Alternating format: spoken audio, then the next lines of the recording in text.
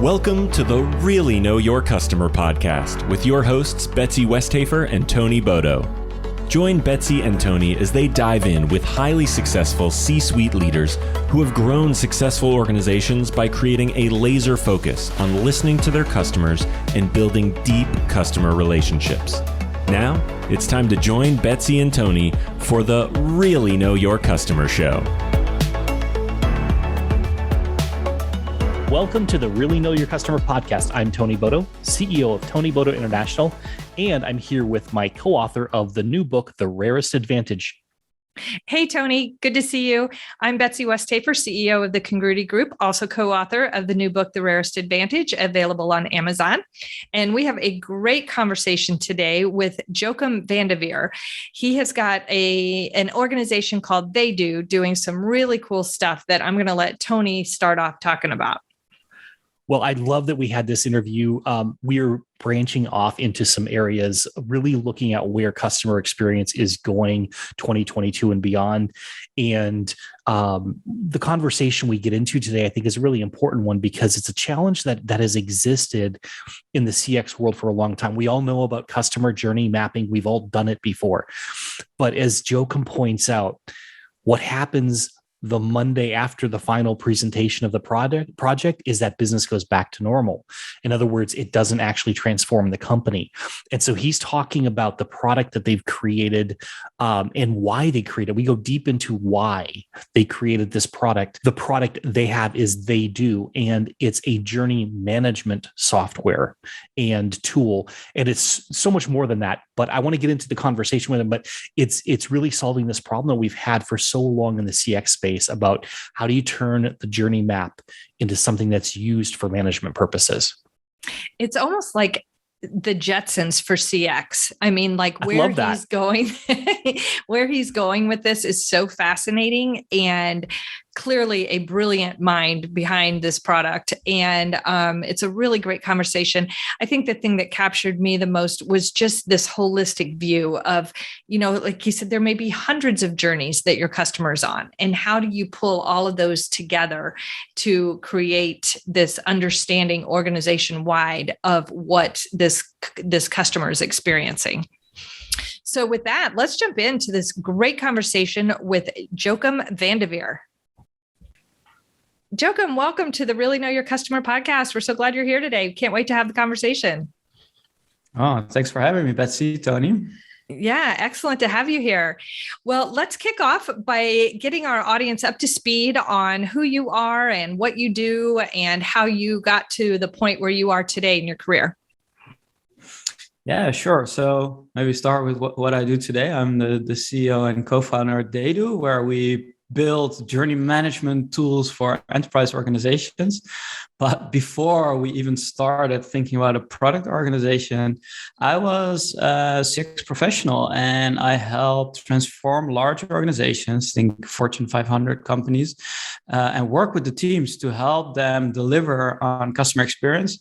But while doing that, instilling a culture of design thinking, helping to understand how to apply human-centered design, journey mapping, and all those kind of tools into the rhythm of the organization. And we were guilty as charged making journey maps for most of the projects we did and helping teams to use journeys in their day-to-day.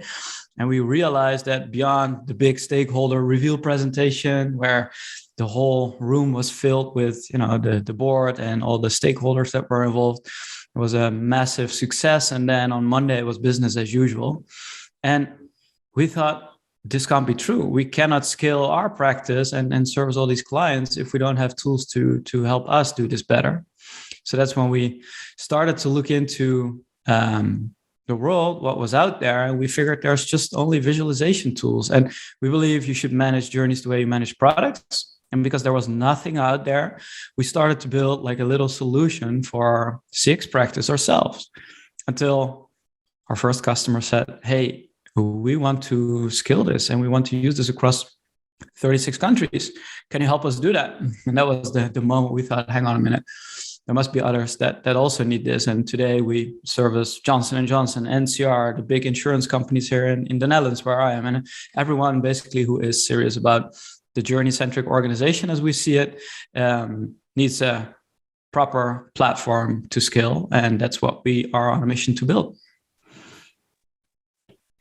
That's awesome. I love your story, and I love how, you didn't build something and hope they will come. You've identified a need based on the work you were doing. What's your favorite part about how that evolved? And we like to dig into the entrepreneur, him or herself sometimes. So as this was evolving, what got you really energized about that pivot that you made? So the first thing was even before the pivot, actually, that I used to work at these agencies here in Amsterdam. First, I have a background in UX design. So I was just a UX designer doing many projects for many clients. And then at some point decided to go independent. So I did contractor assignments and then went interim into large organizations. I got a little bit lucky with the placements I found to really be in those large organizations on the brink of transforming towards more customer-centric workflows. So I was lucky to get big assignments done with a small team. But the real idea of there is something that you can do independent, but has massive impact on the way businesses connect with people, basically their customers. That was always something that is fascinating to me. Like, why are people in their ivory towers not connecting with customers? And the truth is, it's not because they don't want to. It's just because we've built systems and processes and the ways of we work in those large organizations that just prevent us from doing that. So making the pivot towards a product company that can help break that down and really transform those organizations, I think that is just so good to achieve, even though we're starting small, but getting up out of my bed every morning to work on this is just phenomenal. I love that. Can you dive in a little bit deeper and describe for the audience the difference between customer journey mapping and customer journey management? Because I think there's a lot of people who might know what mapping is, but they may not understand the idea of what management is. Right. Yeah, let me try and take a stab at that. So you need both, right? You need a map to manage it, but let me just break it down a little bit further. So the customer journey map is a wonderful tool, as your listeners will also know, to create alignment on what the customer actually does, what she does step by step, and then create a visual depiction of reality. And then understanding, when you look at the vertical lanes or layers, however you want to call them, that support that journey. So what do we do as a business? So we have at the front stage, we have some marketing materials, we have landing pages, we have a bunch of features before you even sign up to a product or do something on our digital platforms with us.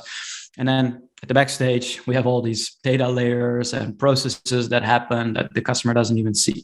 We can go into too much detail there. So the customer journey map is really a tool to create that overview and that alignment between all the teams and the customer experience. But the map typically is either too big because we want to make like the entire customer lifecycle in one overview, or too small because we're looking at a very detailed little journey that we have influence on. Let's say opening a bank account. But that's just a very tiny detail of the end-to-end customer experience. So the map itself is a way to align.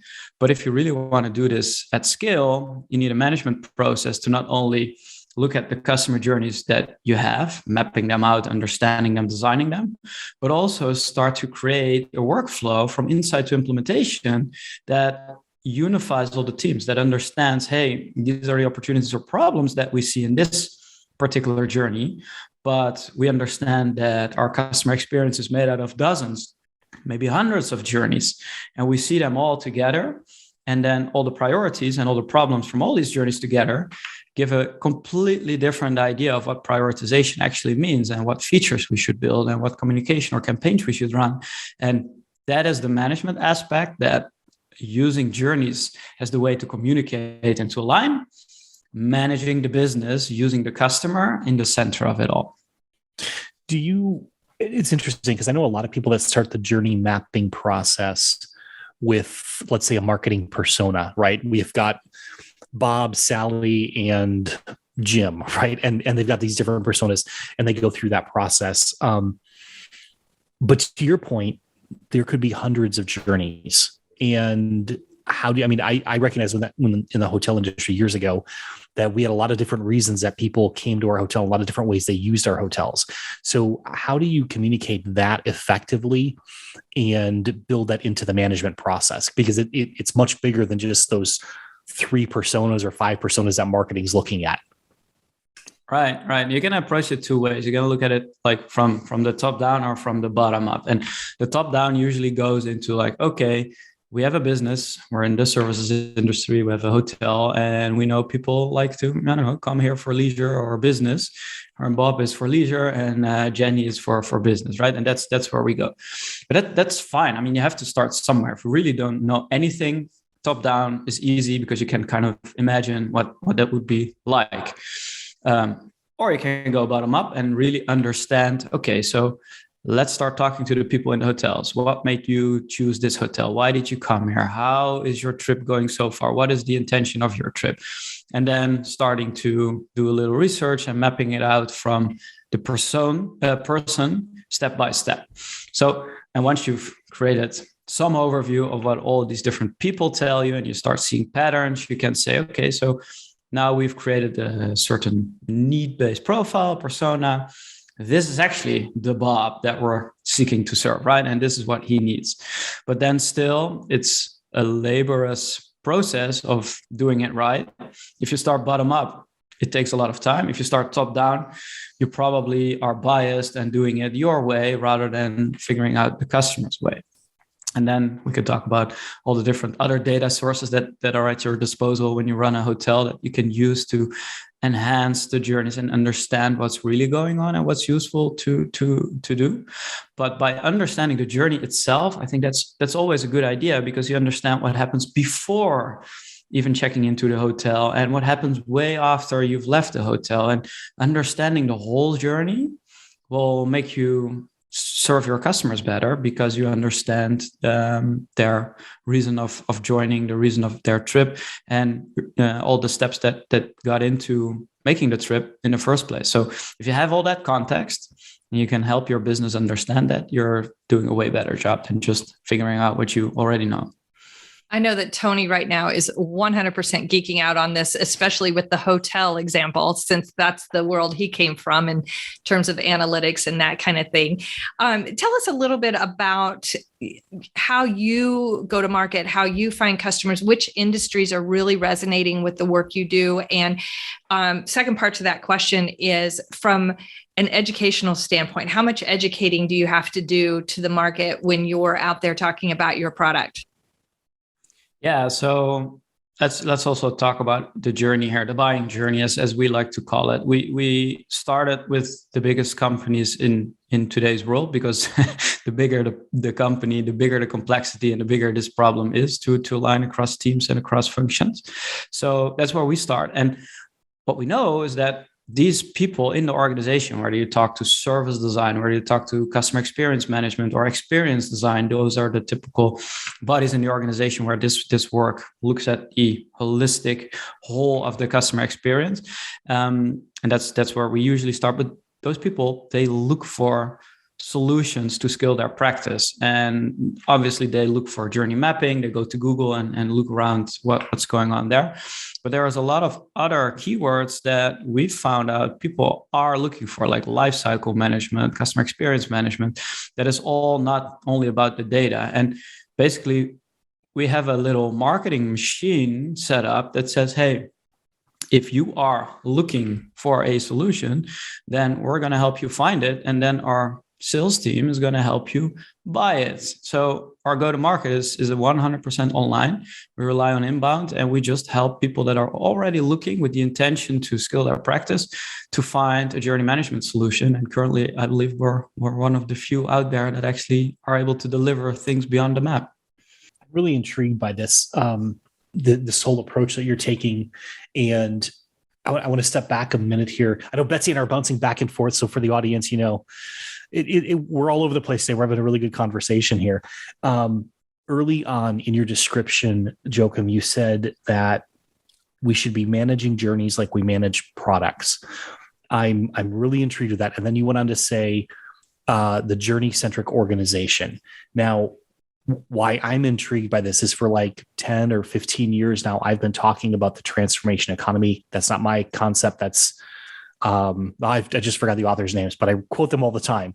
But the whole idea that we're moving from an experience economy into a transformation economy where people want to be guided through and learn and grow and become different people, right? And when I think of a journey, a hero's journey, it's all about becoming a different person, right? Every good story is about the hero going from just being an average guy or gal to being something significant, right? In my view of customer experience is very much like we can make memories and all of that. That's great. We can get positive emotion, but how do we help the person be the hero of their own journey?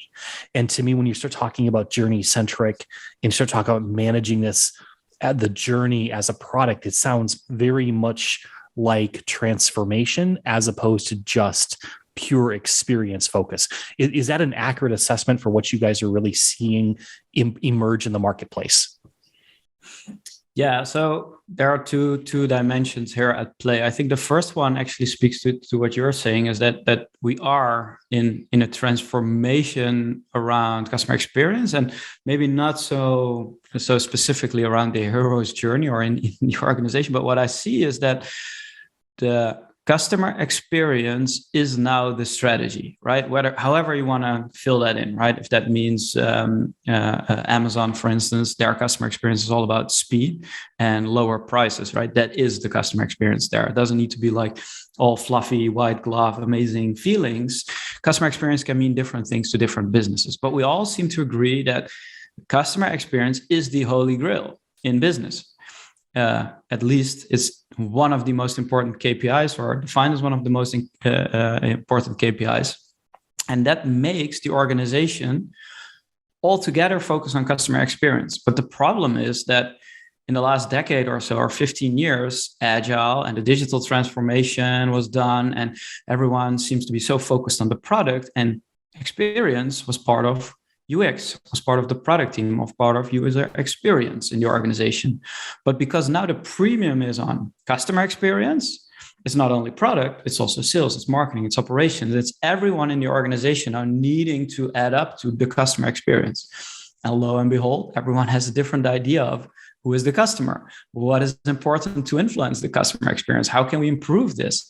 So that is what we see, and therefore people tend to navigate or trend towards using journeys, because those are transformational in itself, because they cross the boundaries of the departments, using the customer as the reference point, but basically taking every department by the hand and say, together we make this journey reality, and together we manage all these journeys in your organization.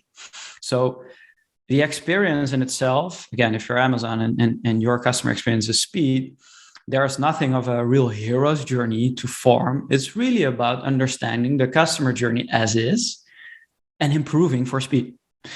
But that means different things for marketing, different things for product, different things for UX, and different things for sales. And everyone together needs to understand a journey and how to do that. And I think that is what we see is one part. And the other one, when we say you need to manage journeys the way you manage products, and that is a more tricky one.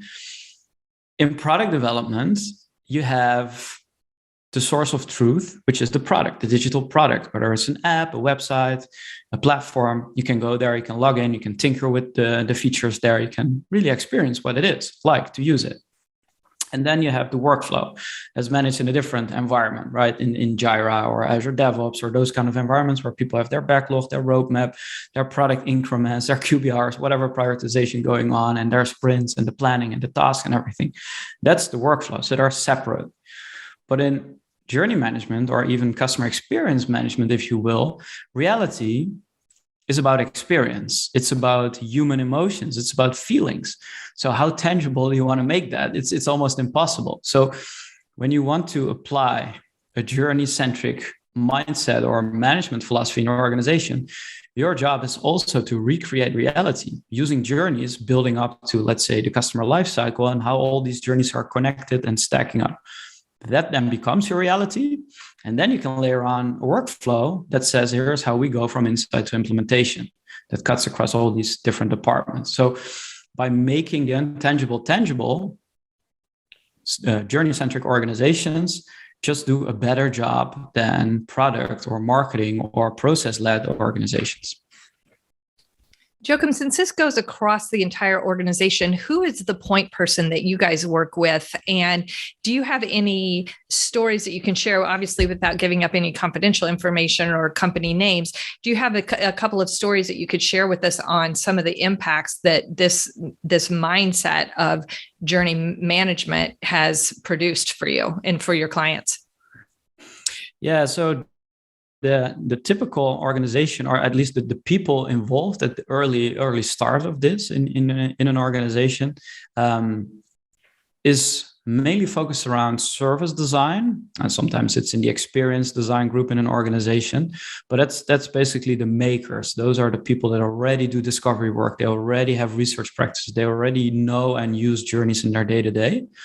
But they now get tasked to map out the end-to-end experience to understand the whole business. That's usually their task, and they're propelled or funded or get resources from the modern CX leaders in the organization, whether it's a CXO or a team of customer experience managers.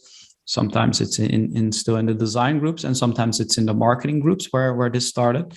But that is usually where we enter a company. And what you then see is that depending on whether you're a global company that has multiple operating countries or companies in the different parts of the world, or you have a product that has different lines across different regions, you can see it like that specific team, small team, is usually tasked with laying the foundation, creating best practices, and then taking everyone on board in transforming towards a journey-centric company. And what we typically find, a good example, is that one of the larger temp recruiting and staffing firms globally, when we worked with them, we were still a little bit in the consulting mode then. It was like early days for a product. But what they figured out was, if we want to be journey-centric, then we need to bring in all the context of different countries. So we set out a pilot in Belgium, UK, the Netherlands, and Portugal. And we went there to interview talents, people that were looking for a job or just recently had a job and were looking for a new job. And this firm was all about finding the next job for them and then placing them, making them happy, and making sure that they can progress in their career, jumping to the next job. But what they found was that across all these different regions and across the different needs of the people, whether they were, work from home moms versus builders versus nurses in the UK, different kind of roles, different kind of perspectives on lives, there were a lot of commonalities in how they approached the job seeking and getting the job. But then the job itself, plus the local way of handling things, made for a local variation. So applying that together could create a best practice journey for, finding the next job based on your current job for them. But they allowed all the different operating countries to have their own localized versions of that journey in place. So they could really fit and tailor towards the market needs.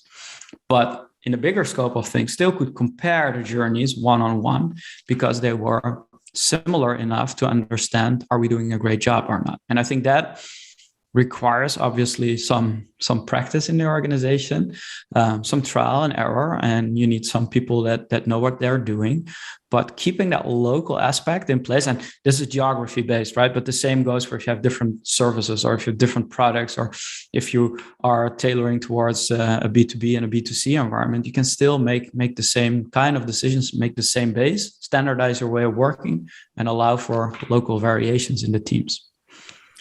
So Jochem, how do you balance the customer journey management and the CRM side of things? I mean, the CRM is very focused on an individual, typically very product based, versus this broader view of the journey itself.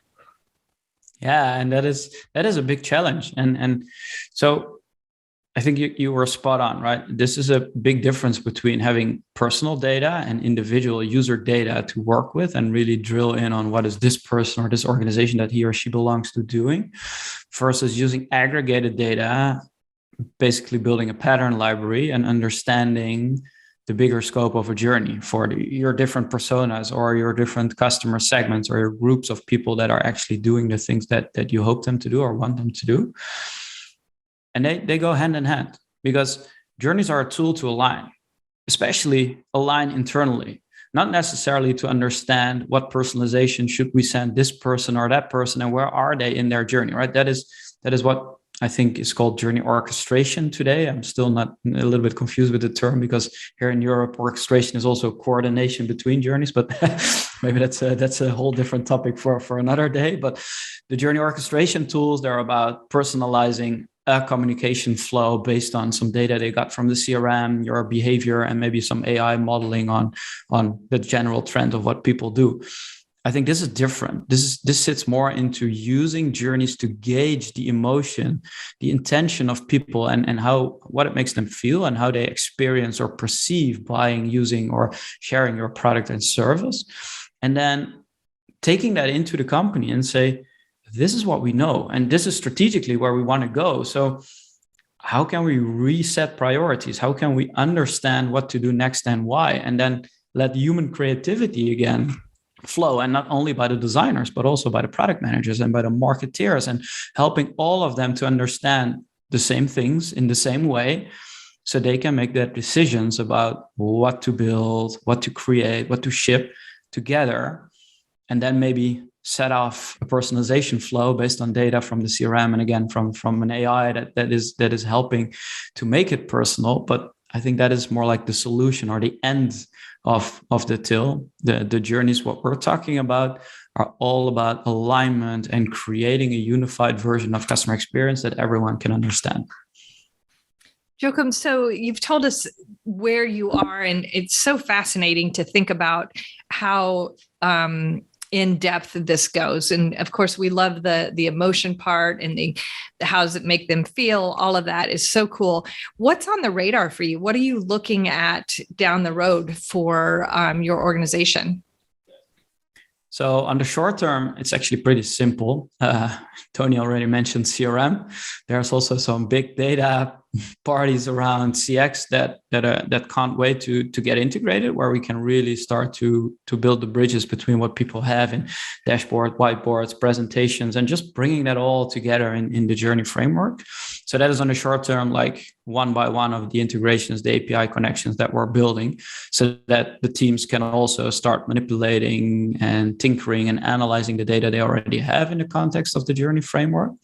So that's the easy one, and then making smarter tools for prioritization and alignment and making the workflow.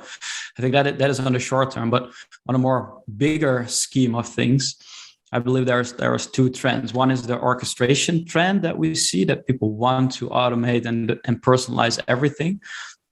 But the step before that is understanding why you're doing that in the first place. So it will also be a little bridging between going too far in the future, automate everything, and staying a little bit here and helping teams to make data-driven decisions based on qualitative inputs. I think that is a very important topic that we're onto. And then maybe the bigger trend that I'm seeing is that people get more control over their data. I mean, think about GDPR in Europe. It's one part of that, but also our tools and our gadgets become more sophisticated in measuring what we actually feel and how we feel it, from heart rate variability to all the other things that we could potentially measure. And I think that trend will grow bigger.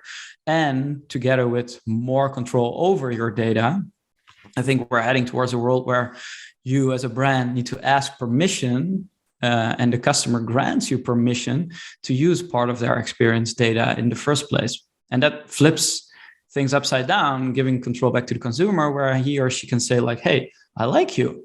You can use my data for your innovation. You can use my data for your marketing. And I think that will be a very interesting dynamic we see. But to me, that's still 5 to 6, maybe 10 years down the road before we see any significant changes there. You got me excited when you start talking about the different sensors and all of that, because it's the difference between what we've been doing for 20 some years now for self-reported experience versus measurable experience. And I can't wait for those days to come, because it's going to reveal a whole lot of really interesting things for us. That's a ways off yet. I've been waiting for that. Yeah, well, I hope we're still around when the time comes, and then build some awesome tools. So really bring the connections between people and businesses closer together. I would love to see that as well. Absolutely, and then you get the instantaneous journey orchestration as you're getting the biofeedback from the individuals as they're having the experience. But yeah, don't you think it's a little bit scary as well? I mean, people tell white lies all day, right? And then you can't anymore. I mean, can I tell you about my great experience for a 10% discount voucher today? No, you can't do that in the future anymore, right? So what do we do with all our data? There are no 5-star experiences anymore, right? Right. It's actually something that I'm going to go a little down this path because it's an interesting place to go, and I think this is true as we look at journeys. Because it wasn't that long ago where we used the survey, right, and a particular almost transactional experience, and we looked at that as like, this is the epitome of what we can get to. I worked about 8 or 10 years ago with a very large financial services firm here in the U.S., and we took it a step further. We start looking at multiple engagements, multiple surveys, emails, contact center stuff, and we started weaving it together to understand over a 6-month period what moved the person to make this decision to cancel their account or whatever it may be, or to sign up for a new account, right? So we start stitching together those transactions, if you will, and the individual pieces of data. When you look at a journey now, I think it's becoming much more integrated and easier to do that. It's still a lot of hard work. But I think there's that question at which where do we, I'm trying to even formulate my question here because it just came to me. Where do we go when we're looking at journeys and transactions? How do they interact with one another? Because as you've said early on, we've got to know more than just what the customer is doing with us. We've got to know what happens before and after they get to us, right? The actual, user design used to be all about what was on screen. Then it started expanding into, okay, what do they do after they get off screen, right? So where's that going? How do we define that?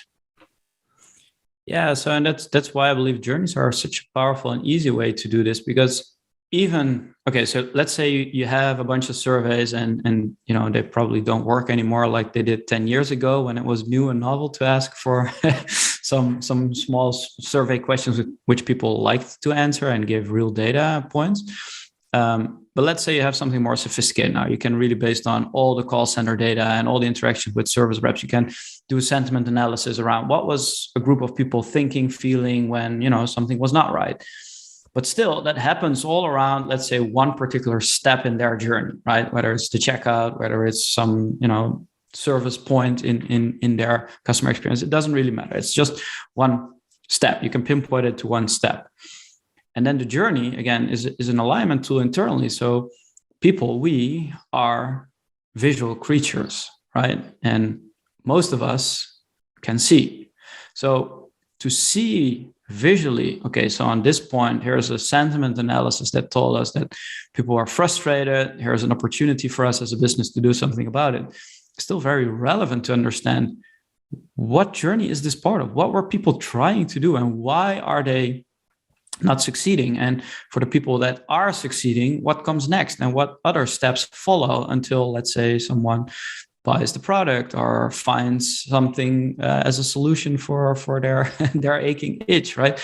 To have that as a reference, as a whole reference, and then understand where this little analysis came from and where the data that we're now seeing and want to do something about it sits in the bigger scheme of things, just gives more context and clarity. So as we are human beings working for large organizations, trying to make our services, products better and sell them to people and help them buy or help the people to buy.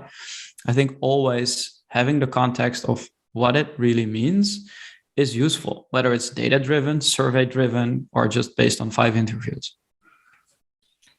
Jochem, I can't believe how fast this conversation has gone. Unfortunately, we are just about at the end of our time with you today. But as you are probably aware, we like to invite our guests to talk about a nonprofit or a charitable organization that they have an affinity for. So is there an organization that you'd like to give a shout out for? And then, of course, we will put any of that information in our show notes as well. Yes, I've thought about it. And what I actually want to do is that my co-founder, Charles, actually runs a small little endeavor to bring energy aggregates to Ukraine at the moment. And they just get funding from anyone, friends, family, people who want to fund them. And whenever they have enough, they buy a few aggregates and they drive them all the way to the border around Odessa. So I want to put that in the show notes if you allow. And then hopefully the war ends soon. But when it doesn't, Please. and when it doesn't stop, yeah, please fund these guys because they deliver. And it's the closest you can get to reality there. So I think that's a great cause to support. Yeah, well, thank you for sharing that. Tony, any final questions? I know you could talk for days. And I'm going to cut myself off. I'm fascinated as well. But I know, Tony, I know the way your brain works. I know this conversation is really fascinating for you as well. Any final questions? No, I'm gonna cut myself off because I have 3 or 4 questions, but I think we're gonna have to do another show for those. All right, we'll have you back, Jochem, because Tony's got lots more questions. My pleasure. Love to be back again. Yeah, thank you so much for your time. We really, really appreciate it. And good luck in everything you're doing. We will certainly be following your progress and your success. Thanks for having me on, Betsy. Tony, it was a pleasure talking to you. Thanks, Thank Jochem. you so much. Bye-bye. Such a great interview with him.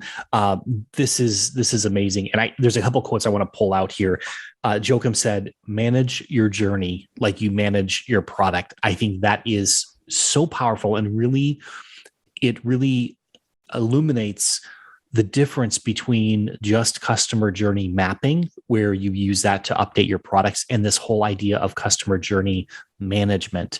And then he talked about the journey-centric organization. And I think that is so deep and so much more powerful than just thinking of customer-centric. It is customer-centric, but it's the next generation, if you will, of customer centricity. Yeah, what I love about this is just thinking about how you can just see his wheels spinning about innovation. Like, this is what's already been done. This is what's currently being done, but he's thinking 3 steps down the road and many, many years down the road as well, as he shared with us, where he sees things going in the next 7 to 10 years. And I just think it's fascinating when we have guests on our show that are already doing some really cool stuff, but that's just the starting point. Where he wants to go with it, I think, is really fascinating. I think it is going to turn this part of the customer experience upside down. I think it's going to be really fun to watch. So with that, Tony, great conversation. Always great to do this show with you. If you've enjoyed this episode, please give it a like. Of course, we appreciate your reviews on whatever podcast platform you choose to listen to. And of course, hit the notification button so you can find out when we have new episodes coming out. And until then, we will see you next time on the Really Know Your Customer podcast.